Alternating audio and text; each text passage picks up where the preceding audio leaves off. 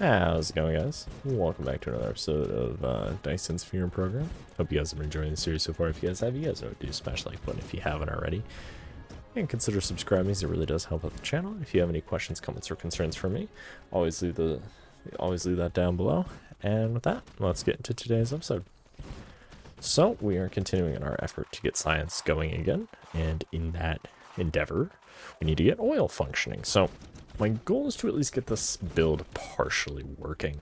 So in order to get it partially working, we need to tie it into the grid, both for hydrogen, fuel oil, and then the actual raw oil. All those things need to come together in somewhat perfect harmony.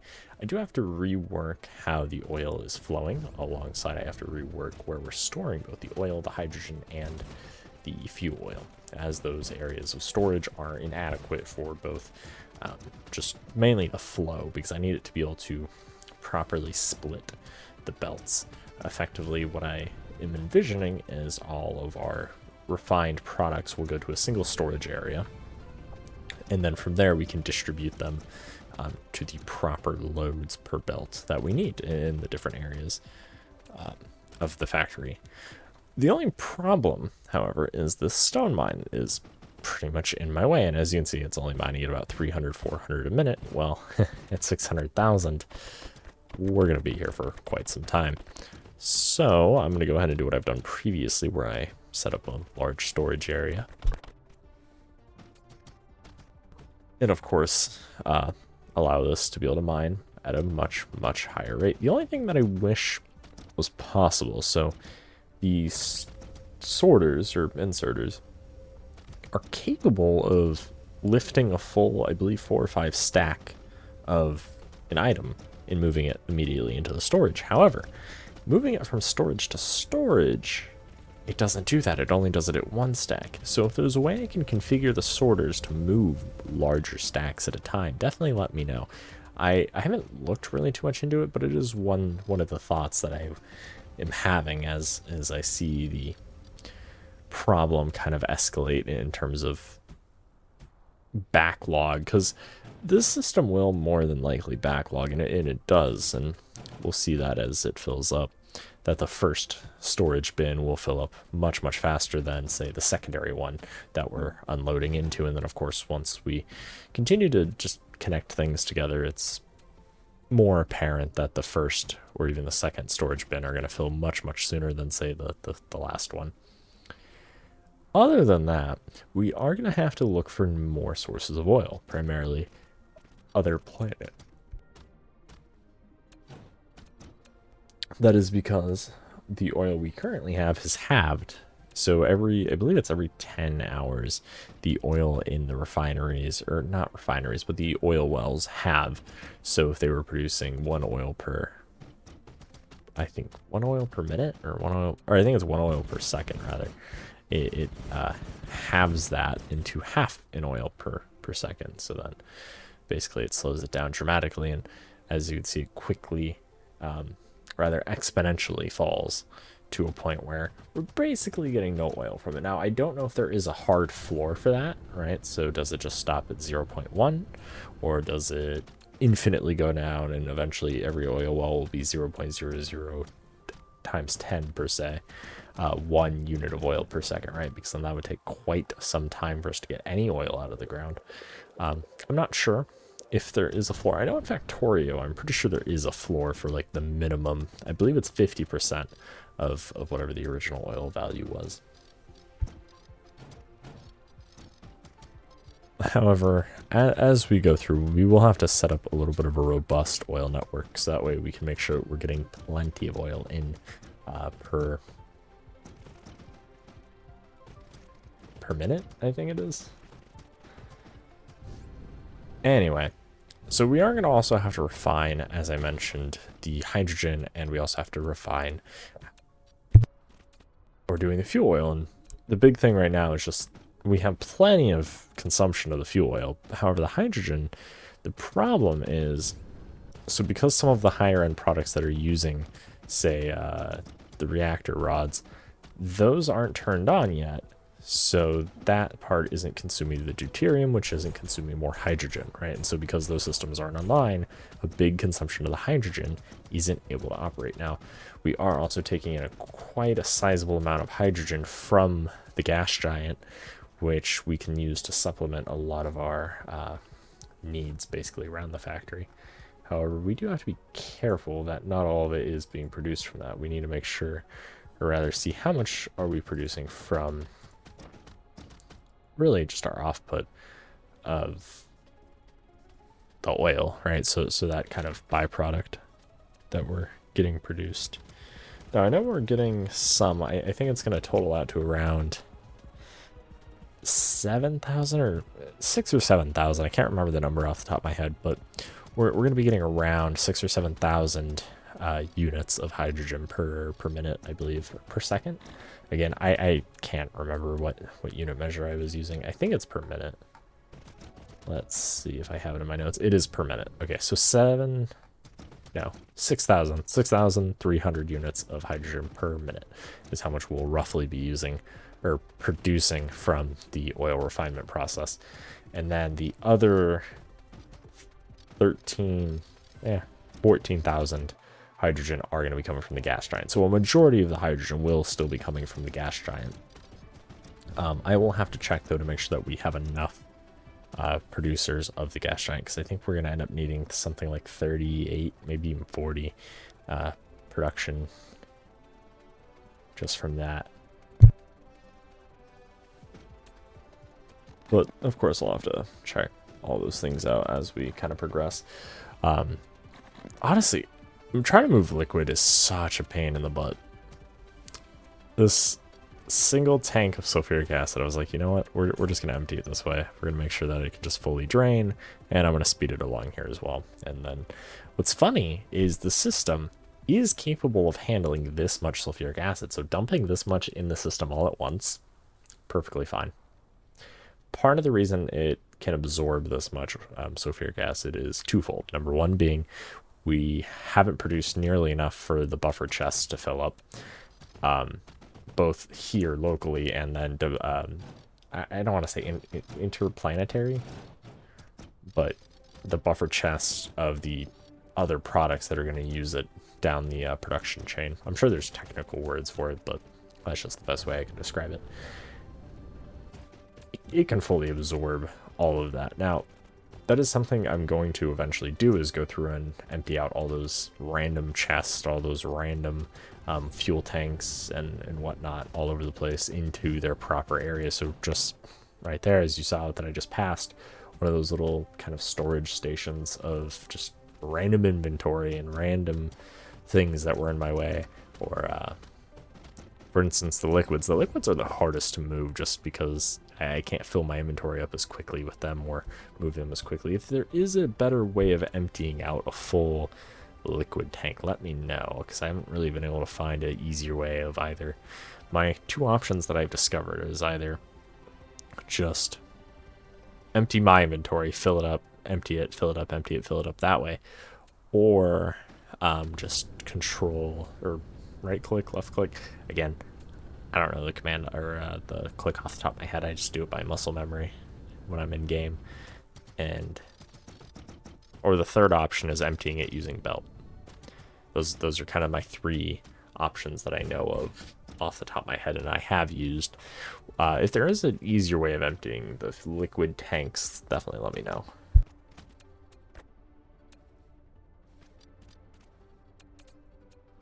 And here, all I'm doing is really just going through and setting up really the end products of a lot of the products.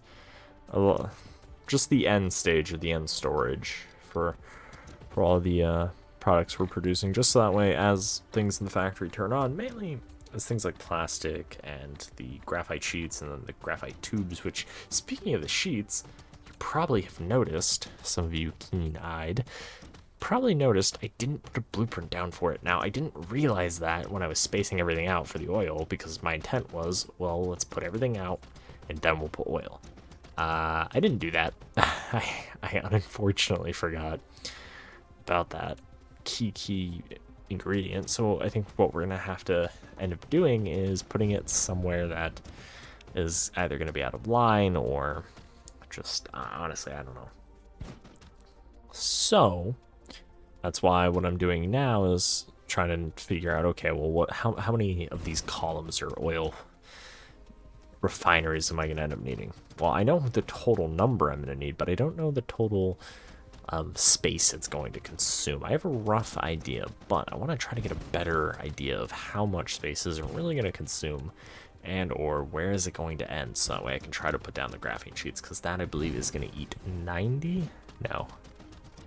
80. I think 80 chemical refinery or chemical plants, which do take up quite a large space themselves. So those are, again, some of those things that I have to try to figure out and modify when it comes to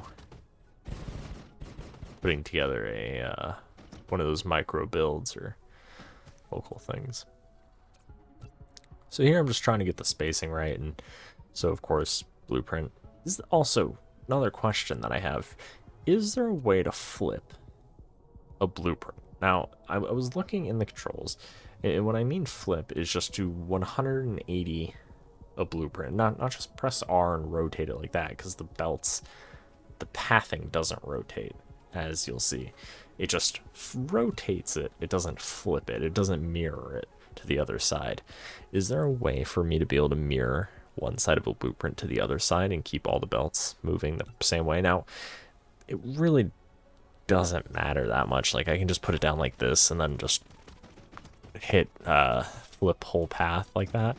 But the only problem with that is if the whole path isn't built yet, it only flips the part that is built, which is kind of annoying. I mean, I get why it doesn't flip the whole path, but I wish it would flip the ghost images too, which is my only annoyance. And I didn't realize that when I was putting it down here. It was there was only half of it that was going the correct direction and the other half that wasn't.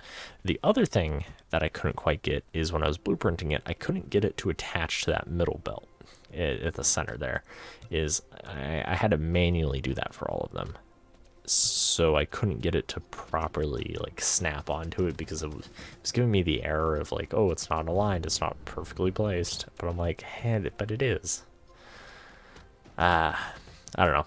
There's little things like that irk me, but then I see people do builds that are like like 1x1 spirals all the way up, or they do belts that literally go through each other back and forth in a single tile, and I'm like, so the game, I'm not gonna say allows it, but the game technically allows it.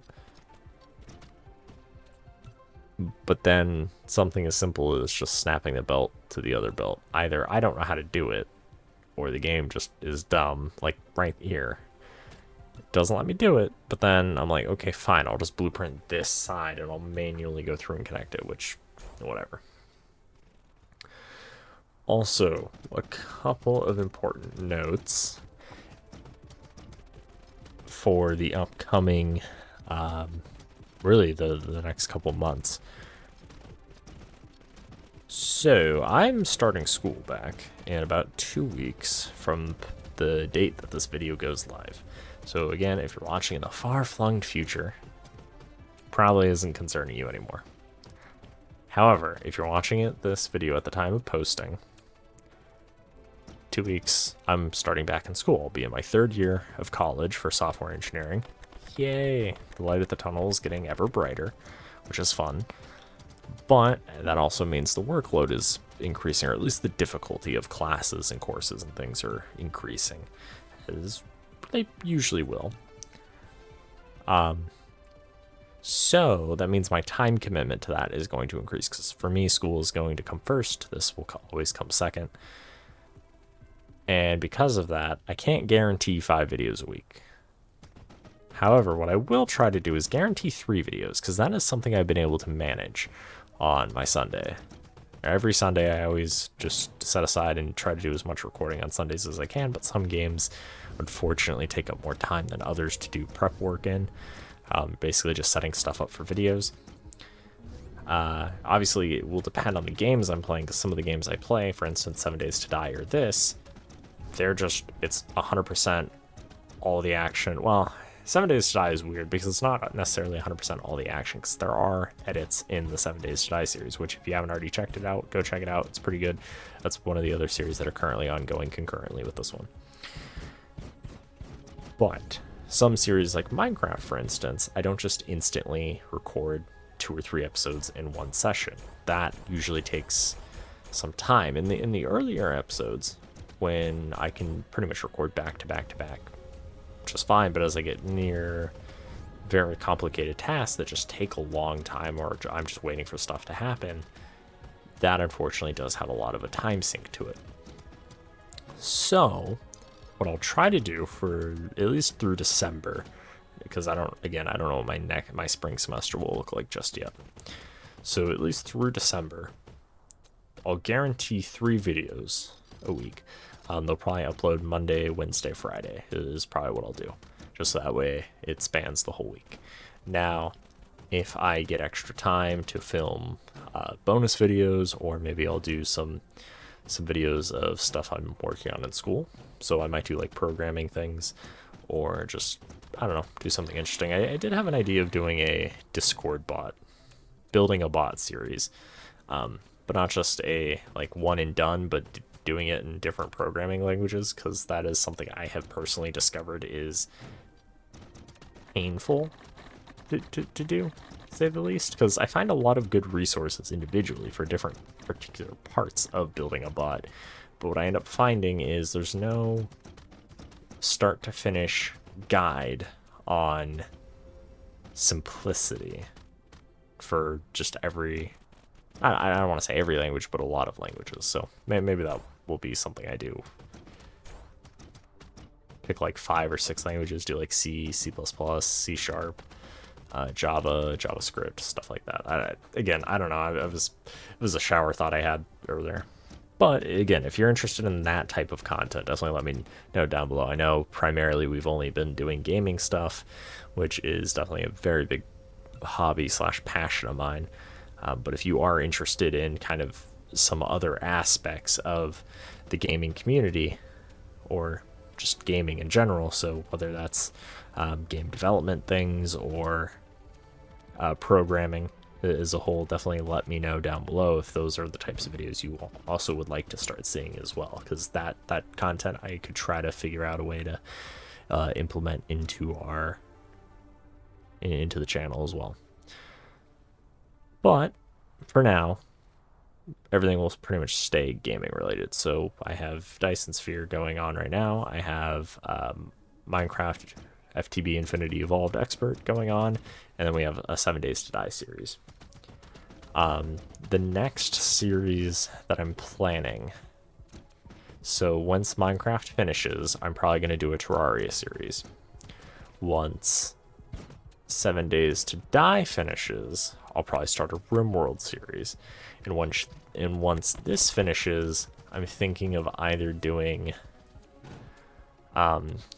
a Satisfactory playthrough, because I have only ever lightly played Satisfactory. I haven't played it recently through a lot of their big updates, so that would be interesting to play.